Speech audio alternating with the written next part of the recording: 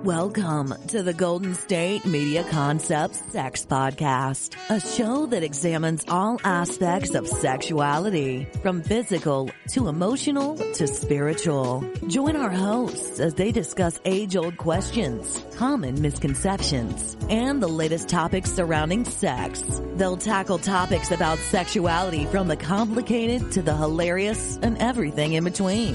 GSMC Sex Podcast is your show for all of your questions about sex, even some you might not have thought of yet.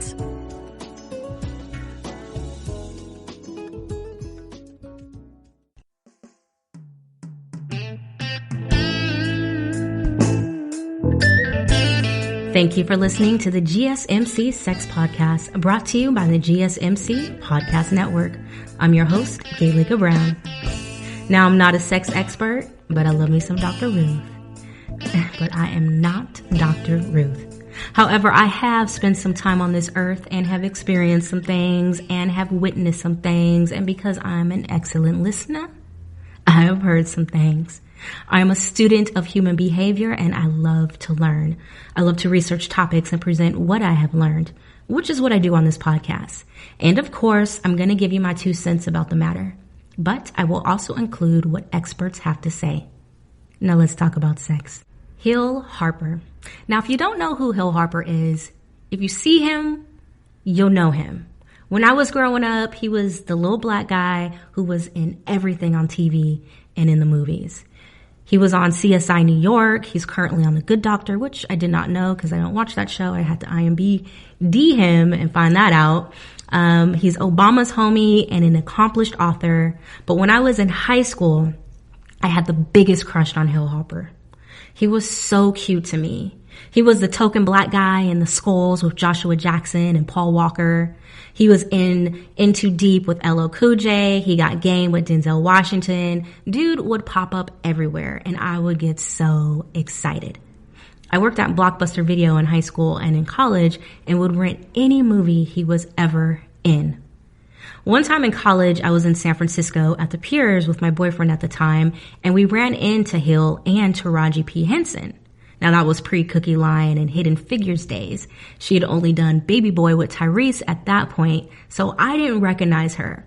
But I recognized my man Hill. Never had I been so starstruck. I nervously spoke to him and took pictures. Years later, while living with a different boyfriend at the time, I had a sex dream with Hill Harper. It was so specific and I felt so bad because it felt so real that when I woke up with my boyfriend laying next to me, it was almost like I had cheated on him. I had periodically had, I don't know if you would call them sex dreams before, but they were with strangers and I never actually had sex with them. They were more like makeout dreams. So this dream has stuck with me over the years. And that's the topic of today's episode, sex fantasies and dreams. Does this mean I want to do this in real life? Does it mean that I'm really gay, bisexual, straight? Should I try to enact it in real life? What does this dream fantasy say about me? How can I make this fantasy come true? Now, according to board-certified sex, marriage, and family therapist Isadora Allman, these are common questions she receives weekly. Isadora has an article on Psychology Today entitled Sexual Dreams and Fantasies. Do your sexual dreams and fantasies tell you something about yourself? She writes, we are all sexual beings. So to dream sexually about men if you are a lesbian or about a threesome if you are in a monogamous only relationship means that you're human. Do you actually want to act upon whatever your dream or fantasy was? That's up to you. The dream or fantasy does not mean a desire to act upon it necessarily. It's usually a passing sexual thought, no more. Should you try to act out your sexual vision? Your choice, your life. Some sexual fantasies, such as riding bareback on a unicorn, are clearly fantasies only. Others, like throwing yourself at your boss, are just not a good idea for anyone. Many fantasies might be doable, might even be legal, but after some waking thought, would you really want to do it? What does a dream or fantasy say about you? Again, usually no more than you're a human with a curious mind. If it is a repeating dream or a recurring fantasy, you might want to examine it more calmly in the light of day and ask yourself, is this something you would like to try to make come true? Is it legal? How might you do this? What are the possible outcomes? Then make your decision about any actions in the cold light of day. A dream or fantasy, even one that's frequent, does not say anything about you that you don't already know. Lastly, how do you make a fantasy come true? Years ago, I had a counseling client who fantasized about having sex in a swimming pool with his wife dressed in evening clothes. He asked her to, and she refused. It seemed too weird. He came to see me about how to make his dream come true. He didn't want to hire a sex worker to do it. He wanted his wife. Their shower or bath at home wouldn't do. I asked to see her in my office to explore her objections. Would she prefer he acted out his fantasies with another woman? No. Would she prefer he wanted to enact a fantasy potentially harmful or illegal? No. This was harmless and within the boundaries of monogamy. I strongly urged her to reconsider for the sake of her loving husband. She eventually did.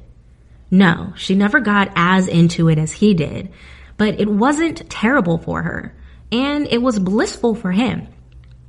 They negotiated this act for twice a year, and both were satisfied. So that couple negotiating that act doesn't sound very hot nor romantic, but more like a compromise.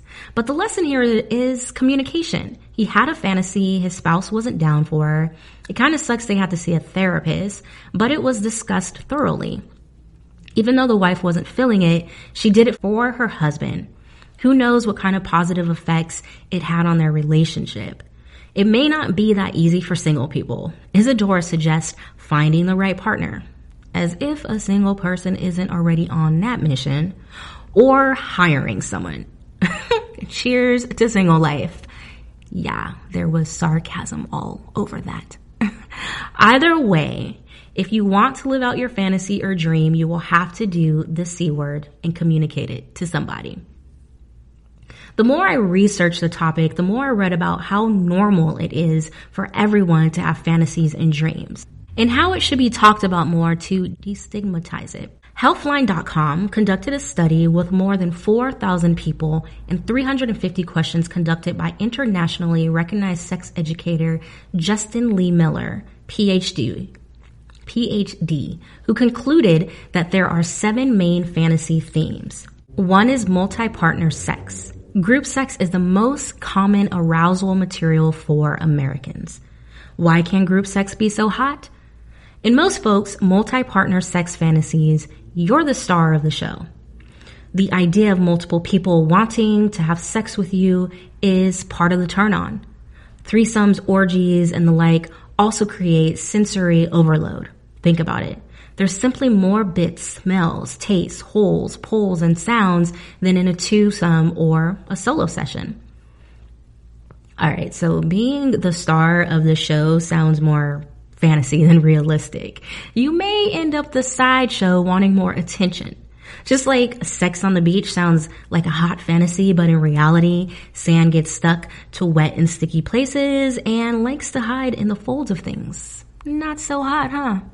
Now back to what the article says to do about your multi-partner desires. Every fantasy falls into one of 3 categories. So every fantasy falls into one of 3 categories.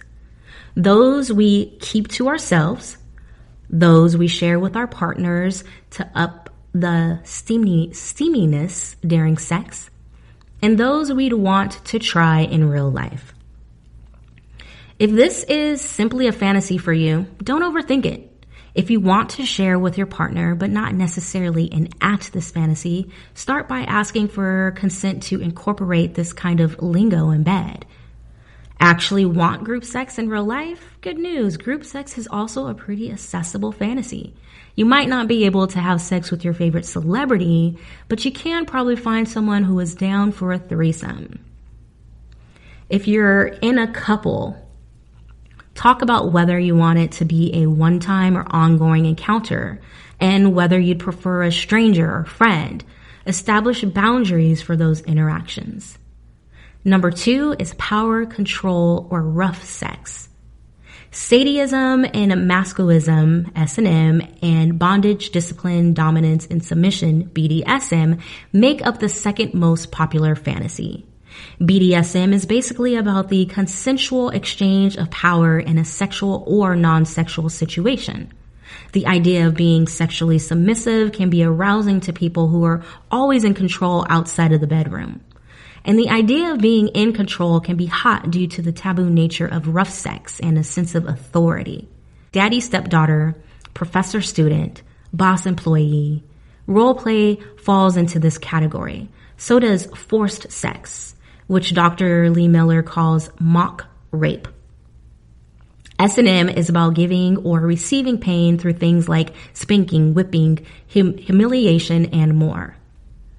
Really, this kind of play is about radical trust because it's a vulnerable type of play, and that vulnerability has arousal potential.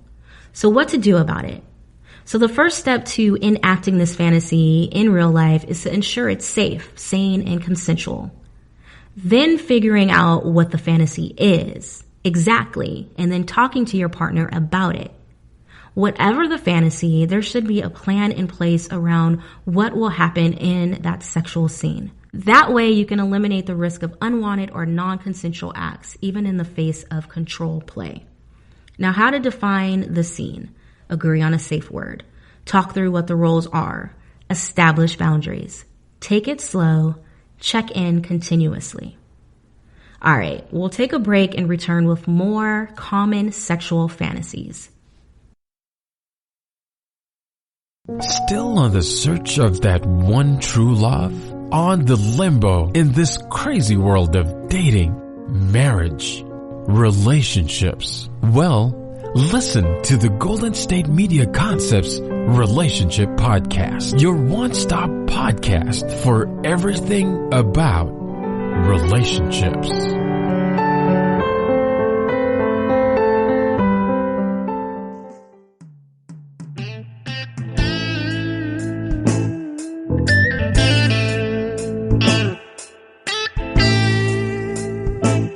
Welcome back to the GSMC Sex Podcast. I'm your host, Gaelika Brown. This episode is about sex fantasies and dreams, so let's discuss the third most common fantasy: novelty, adventure, and variety. Sex on a beach or mountaintop, boning in an airplane bathroom, or while wearing a butt plug, getting it on in a park. Fantasies that center around novelty, incorporating a new sexual activity like anal or oral, or adventure, having sex in a new location are common. The feeling of facing the unknown and trying something for the first time can give you a thrilling adrenaline kick. And for some people, arousal is connected to that feeling of adrenaline. In long-term relationships in particular, keeping novelty alive is paramount for fighting bedroom boredom and maintaining an active sex life. Trying something new reignites the passion you had at the beginning of the relationship. So what to do about it? Avoid making your partner feel inadequate by framing this convo about what you can add to your sexual play. What if you want to do the same old thing in the same old way, but outside the bedroom? Again, ask your partner if it's something they'd be down for. Keep in mind, in the United States, having public sex is illegal. Charges of public indecency, indecent exposure, lewdness, and obscene displays are all possible risk.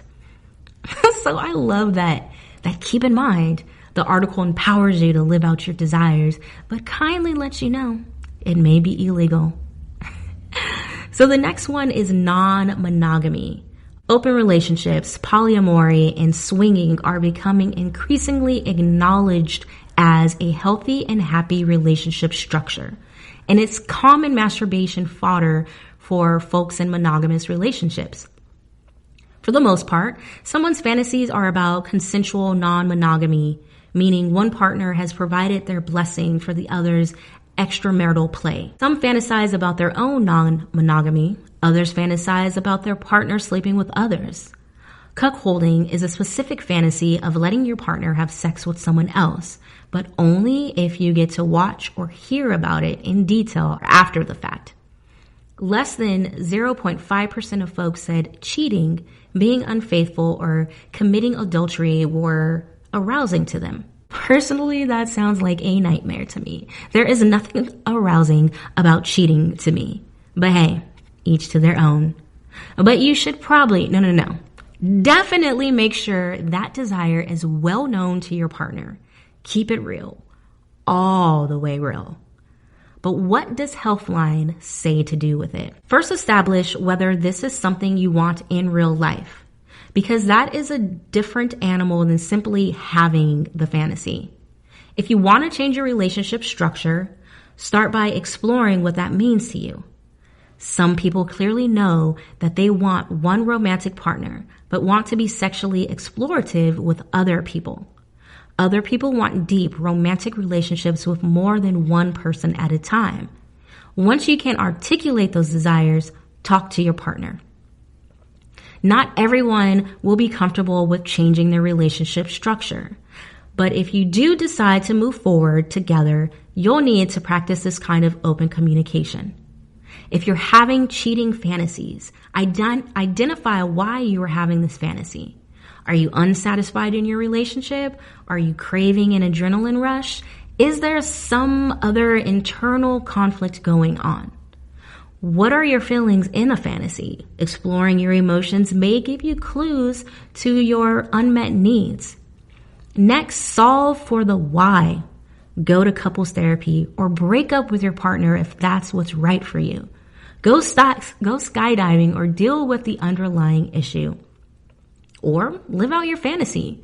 But understand that the non-ethical non-monogamy is violating the rules or boundaries of your relationship, and there may be consequences such as feelings of guilt or your partner leaving you if they find out. Next up is taboo and forbidden sex. In and out of the bedroom, we want what we can't have. It's the way our brain works. Any sexual relationship or act that could get us in trouble or be seen as weird or forbidden or gross in real life can be a turn on. Common taboos include licking feet or armpits and worshiping leather or lycra. Voyeurism, watching people engaging sexually without their knowledge or consent. And exhibitionism, exposing one's genitals while others look on. Sometimes with, sometimes without their consent are the most common iterations of forbidden sex. So what to do about it? Non-consensual exhibitionism and voyeurism is illegal.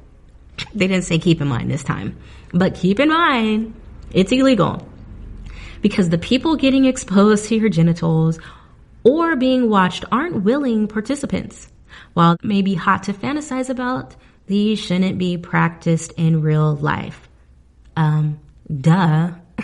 Placing a mirror in front of your bed so you can watch yourself. Going to a sex club or a party, or consensually role-playing. Voyeur or exhibitionist with your partners may help you explore a similar sensation. Number 6 is passion and romance. Turns out long walks on the beach, candlelit dinners, and eye contact during lovemaking aren't just romantic hyperbole. I don't know that word, but whatever. They're all part of the fantasy of being desired, intimate, and romantic. Many people want to be treated like royalty. Romantic gestures show a large amount of time, effort, and maybe even money being put in, and can make us feel significant to that person. So what to do about it? If you find yourself fantasizing about this, it might be because you don't feel appreciated in real life. If you're in a relationship, you and your partner may need to spend more time together, learn each other's love languages, or have sex in positions that allow you to sustain eye contact. If you're single, you might have to explore doing a massage chain with a friend, taking yourself out to a nice dinner, or making love to yourself in the candlelight. Again, singles have it hard. And lastly, erotic flexibility. There are two main categories here. One, gender bending fantasies, in which someone explores their own gender presentation and dress, or has a partner who does. Number two, sexually fluidity fantasies, in which the featured acts or characters are seemingly inconsistent with how one identifies sexually. What makes these so appealing? Getting to explore and play different roles and personas can be really fun, creative, and freeing. It allows us to tap into a part of ourselves that doesn't get out often. According to Dr. Lee Miller, bending gender roles and orientation also allows folks to inject something new, different, and exciting into your sex life, while simultaneously subverting cultural expectations of what you're supposed to be or do. Being able to do or be what and who you're not supposed to do or be with your partner creates a layer of safety and vulnerability that further connects us with our partner. So what to do about it?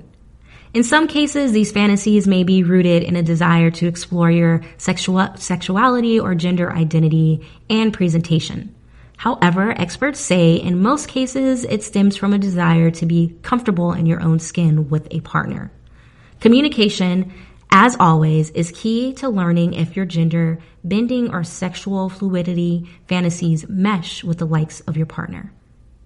So we'll take a break and return with what your sex fantasies and dreams say about you.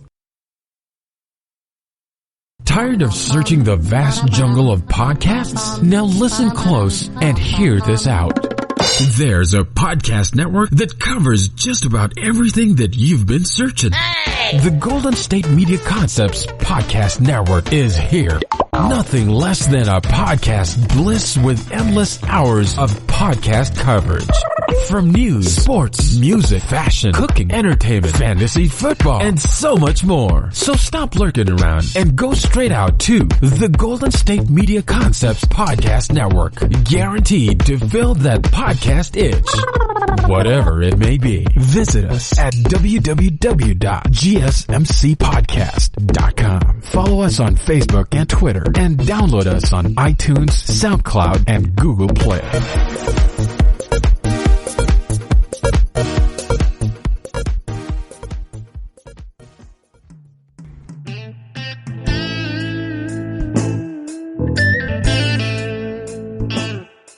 Welcome back to the GSMC Sex Podcast. I'm your host, Gaelika Brown, and we have been talking about sex fantasies and dreams, and now we are going to dive into what they may say about you. Gail Delaney, PhD of the Association for the Study of Dreams in San Francisco, offers the basics in Sheet Psych 101, Sex with an X.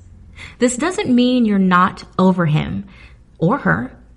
He or she might be standing in for someone else. You may have an unresolved issue with that person rather than with your old flame. Sex in public place / getting caught. Anxiety is often the core emotion in these dreams. It may represent discord in a personal relationship or fear of sexual intimacy. Now, I don't know about that. I mean, anxiety seems a little backwards to me. Maybe if you dream about having sex publicly, there is a direct correlation because we can't control what we dream. But fantasies are like daydreaming, and I feel rep your desires more. So if you fantasize about having sex publicly, anxiety is probably nothing you struggle with. But hey, I ain't no expert. So let's get back to the basics of Psych 101. Or as they said, Sheet Psych 101. Sex with another woman. Most women fear it's a sign of repressed homosexuality. But the woman in the dream is usually someone whom you perceive as having achieved more of her personal goals. This may be a symbol of your desire to be on an equal level with her. Sex with a coworker or an acquaintance. Sex is often dull because generally you're not attracted to this person. You may be bored with your current life situation, or if it's a coworker, your job. This same Redbook article explores the players in your dream. So who's your fantasy man?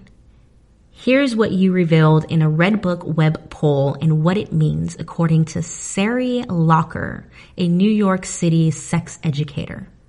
Your husband.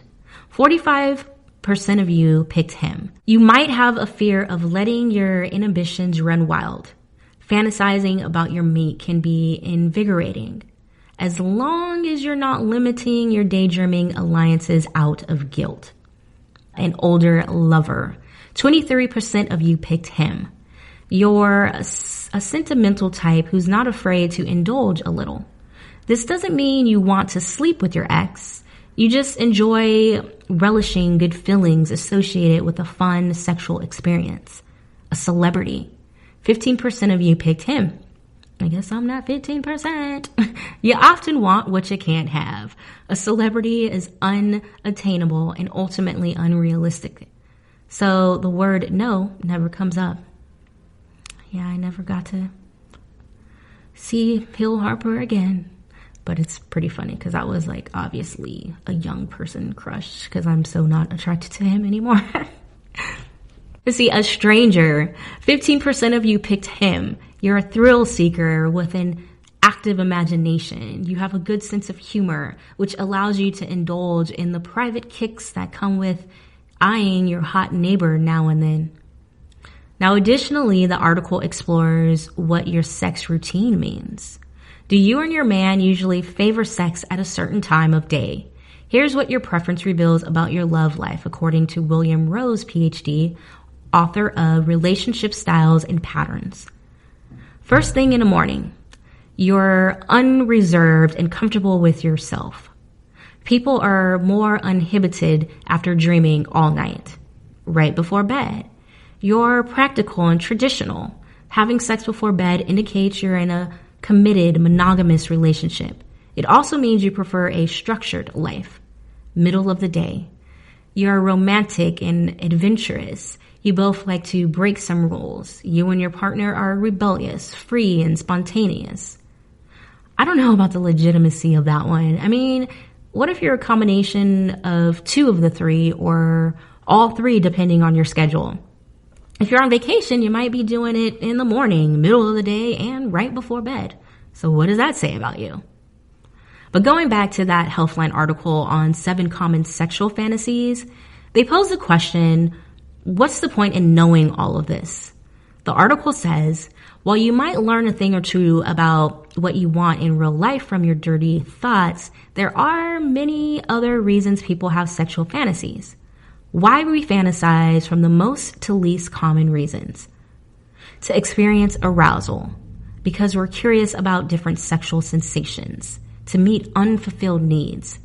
To escape reality. To explore a sexually taboo desire. To plot out a future sexual encounter. To relax or reduce anxiety. To feel more sexually confident. Because we're bored. The article also asks, does it vary by gender? Across all gender identities, there's a lot of commonality in what folks fantasize about. The main difference is the frequency which they have a certain fantasy. For instance, men are more likely than other genders to have multi-partner or taboo fantasies. Women are most likely to have BDSM or romance fantasies and have them more frequently than other genders. This same article also did a survey, and the survey results reveal that while 77% of Americans want to incorporate their fantasies into their actual sex lives, less than 20% have broached the topic with a partner. So roughly about 50% of those people are not living their truth. They have sexual desires that they haven't addressed with their partner. And who knows, their partner may have the same or similar desires, and neither of them have a clue because they are scared or embarrassed to communicate it. Or who knows, maybe your partner will compromise like the couple we discussed in segment 1. A compromise may not fit your ideal fantasy, but at least you are living out your desire and your truth. And if someone does walk away from you based on your desires, maybe they are making room for the person who is willing to walk right in. All of this information could be used as food for thought. a way to get your mind thinking about yourself, a way to further get to know who you are sexually, to meditate on what your dreams may be telling you, or a way for you to decipher if your fantasy should remain in your head or become your reality. I definitely appreciate your time. Thank you for listening to the GSMC Sex Podcast, brought to you by the GSMC Podcast Network. Until next time, I'm Gaelika Brown. You've been listening to the Golden State Media Concepts Sex Podcast, part of the GSMC Podcast Network. You can find this show and others like it at www.gsmcpodcast.com. Download our podcasts on iTunes, Stitcher, SoundCloud, Google Play, or anywhere you find podcasts. Just type in GSMC to find all of our shows from the GSMC Podcast Network. From sex and relationships to health and wellness, life and happiness, and even weird news. You can also follow us on Twitter and Facebook. Thank you, and we hope you have enjoyed today's episode of the Golden State Media Concepts Sex Podcast.